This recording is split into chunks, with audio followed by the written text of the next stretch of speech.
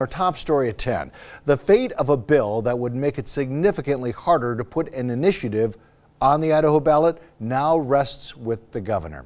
6 on your side's McKenna King is live in the studio with more on a bill that's seeing significant pushback.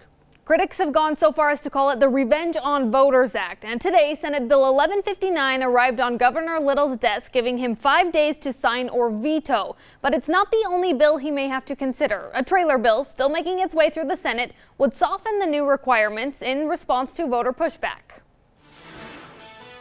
Officer Governor Little, how can I help you? One of more than 2,700 phone calls received by the governor's office this session from Idahoans asking for their name to be added to a long list of tallies. Happily put you on the veto side.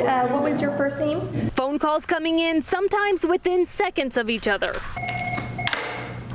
And it doesn't end with phone calls. As of this afternoon, there were more than 2,100 emails in the inbox directly related to Senate Bill 1159 and its trailer bill. 1159 and 296. Of this long list, executive assistants inside the governor's office estimate less than 25 of those are in favor of the bills. And outside the office, a petition by Reclaim Idaho, the group behind Medicaid expansion, with over 11,000 signatures against the two bills. As we have reported, Senate Bill 1159 would raise the requirements to get an initiative on the Idaho ballot. The legislation would require signatures from 10% of voters in 32 of Idaho's 35 districts and allow only 6 months to gather them. Critics say that would be nearly impossible, so House lawmakers introduced a trailer bill that would soften those requirements slightly, requiring signatures from 10% of voters in 2/3 of Idaho's 35 districts and lengthening the time for gathering them to 9 months. The last initiative to pass in Idaho was last year's Medicaid expansion, which 61% of voters supported. Under the rules of both Senate Bill 1159 and House Bill 296, that measure would have fallen well short in the last election. The governor's office has no comment on whether Governor Little will sign the bill.